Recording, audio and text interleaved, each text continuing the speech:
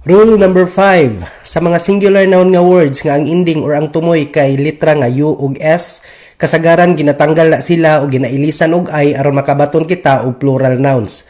Like for example, the word cactus, mahimo siyang cacti.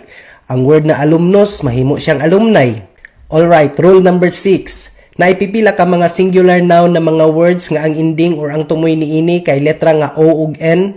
Usually, ginatanggal ni sila o ginailisan og litra nga A aron makabaton kita og plural nouns.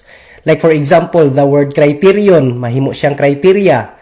Ang word na phenomenon, mahimo siyang phenomena. And rule number 7, naay mga singular noun nga words nga ang ending or ang tumoy niini kay SIS.